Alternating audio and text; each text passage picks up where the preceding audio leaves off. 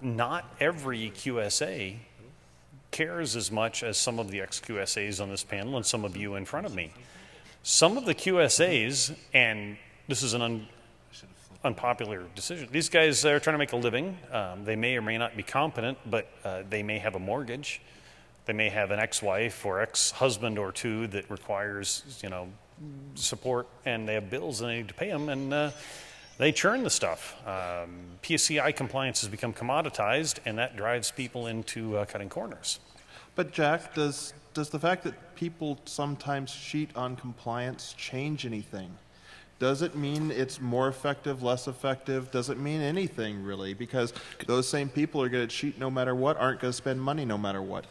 It matters if you think compliance equals security, and while nobody that's here would believe that, the people that have budget authority sometimes still do. But this is where I get angry. We look at it like it's no harm, no foul. But I tend to work with a lot of CISOs over the last couple of years. They tend to be on Fortune 100, Fortune 500.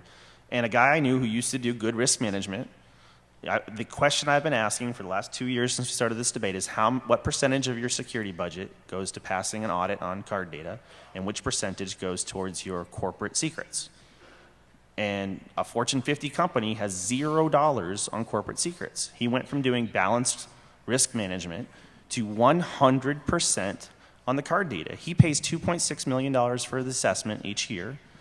It's not like he would have done different necessarily security controls, but it has defocused him from things that matter more. So it's not zero impact. It helped some, and it was a very massive distraction to many others. Well, I would say, okay. No, I was just going to say, this is the speed limit test to me, right? I mean, how many of you speed?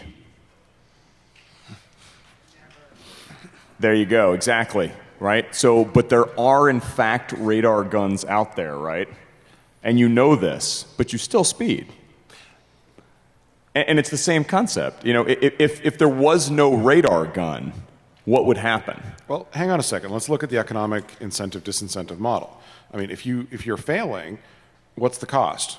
You might get $100,000 a year fine. Or you might be told that your per transaction fee is going up by 2%. I'm not paying my per transaction fee. My customers are.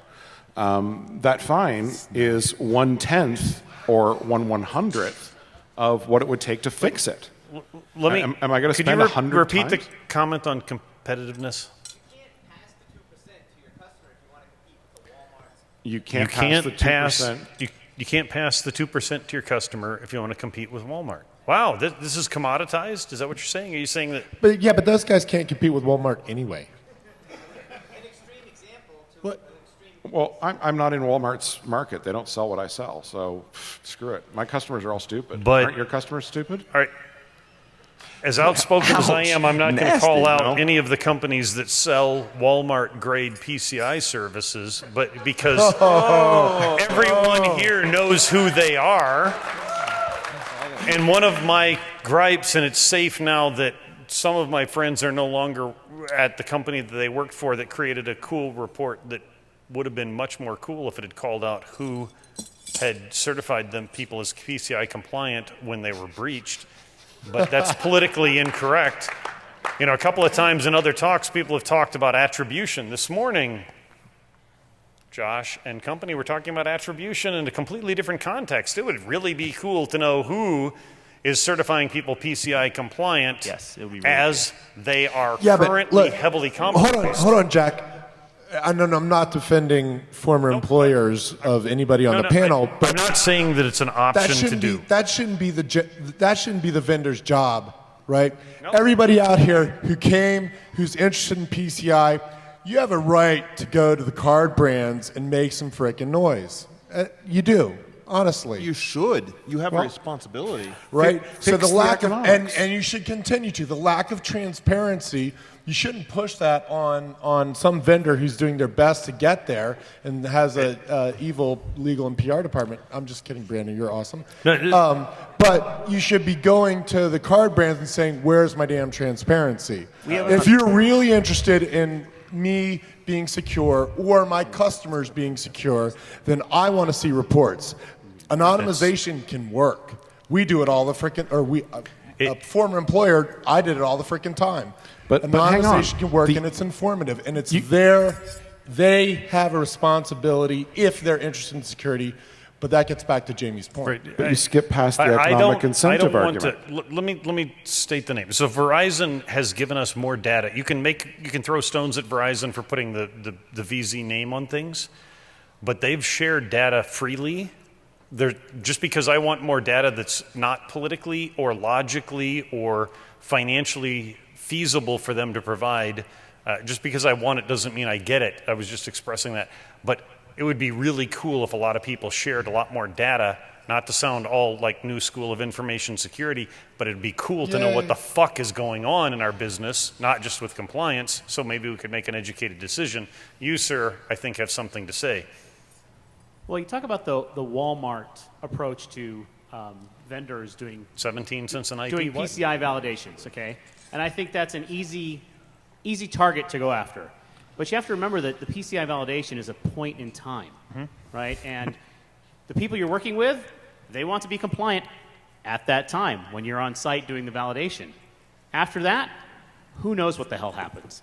Certainly on clients that you go back to year after year, they fall down during whatever time period, where it's months or half a year or 3/4 of a year, they fall down during that time because they're not worried about what is going to show up on their validation report. So, All right, so not to get myself in trouble, but that whole validation versus ongoing compliance thing, that's a red frickin' herring, dude. As long as they can say there has never been a breach where the customer has been PCI compliant or the victim has been PCI compliant, it is a completely red herring, and I promise you that will continue to be the case indefinitely. That's true, but I can say I have a unicorn in my pants while not wearing pants too. I mean, we're talking about the PCI panels. We've kind of PCI ignored console. the pen testing professionals in the room. Are there any pen testing professionals in the room? Okay. So one of the things that we've been talking about at B-Sides a lot was the pen testing execution standard, the P-test thing. And speaking of the Walmartification of this, it's really the race to the bottom to see who can make the auditor go away or what's the fastest, cheapest path to IROC, or ROC rather. People are, because it's so ill-defined on what counts as a penetration test, a quick Nessus scan is often substituted. Right? Nessus, save as PDF it's for the win. Now, I know P-test is still controversial, but one of the reasons I like it is it helps separate the check the box for minimum type person from cannibalizing the talent that real professional pen testers can bring. It starts to help articulate or support the conversation for if you saw Wendy's talk on how she'd like to be penetrated as a CISO. It helps her know what she's going to get. If she really wants to focus on a more comprehensive thing, she can now use it as a framework to decide which pen tester she's going to contract with.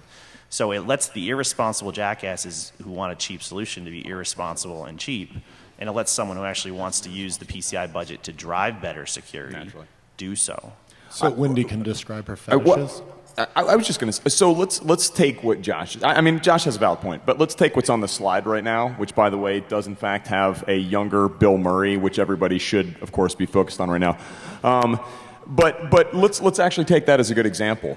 It's so easy to swing the needle to things like PTES and pen testing and this cutting edge thing or mobile security or insert bullshit here. Simmer down, guy. Don't have a moment next to me. So what's on this slide is relevant though. Seriously, I'd love to talk cutting edge. We're at a conference that focuses on cutting edge, right? Somebody that spent 6 to 7 months in their basement with a lot of Mountain Dew and a debugger, right? Get away from that.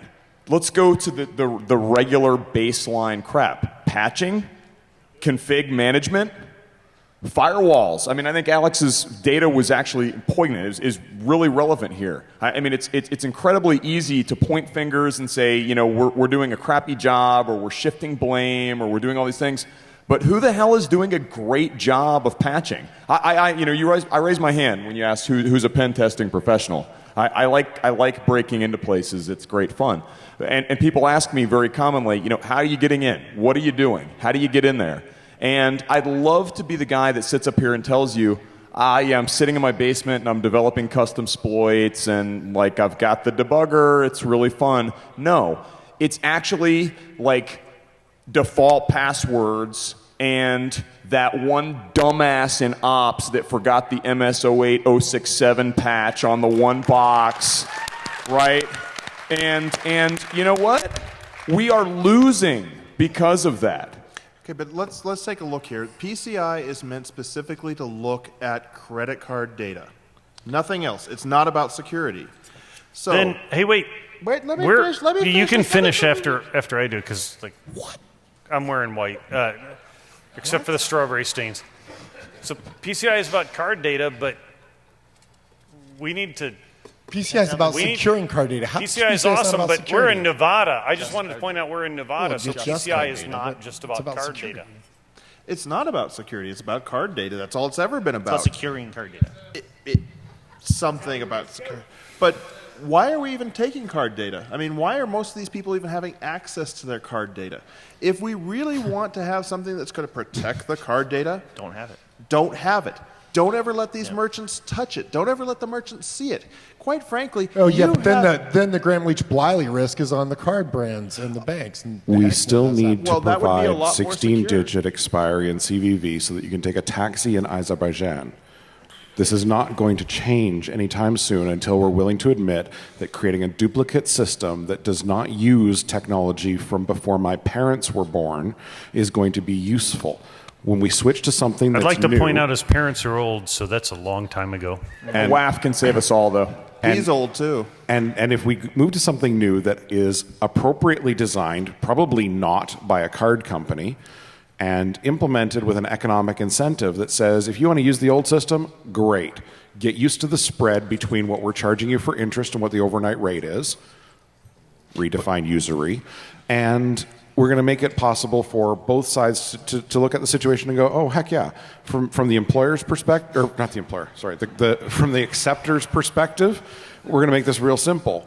If you want to use old style, great. It's $2 a transaction plus 2.5%.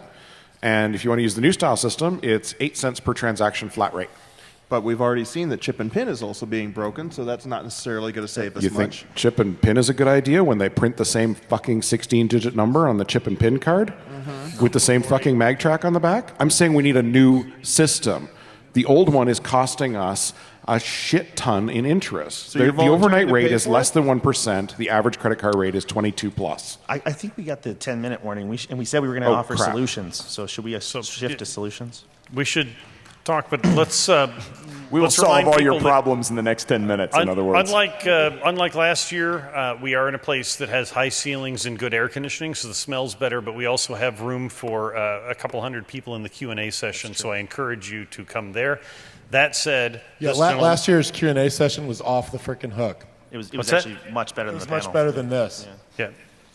Most of us weren't there. This gentleman has an opinion, as does everyone else here, but he stood up. So So I have an opinion. I have a question. We're talking about things like just patching systems, which are really, really important and relevant, by the way, with the number of people that don't even have a firewall. How many Kinda. people are patching? Have it configured properly. But since we're talking about the cards a little bit now, I'd like to ask, when the fuck are we going to move away from using a physical signature? Didn't I just say that? Like, 16 digits, expiry, Yeah, yeah. CVV. You guys Yeah. still use checks in this country, for Christ's sake. exactly. Sane people have had debit cards for 30 years. Exactly. I completely agree. So, okay, well. once the government, I think that's bullshit. East Asia or Appland or whatever pretty issues us expensive all keeping it. federal IDs, we'll just use that for signatures. Somebody just said, well, it's expensive to change out infrastructure. There's we'll call it the equivalent of Walgreens in the country that I'm from, who've gone through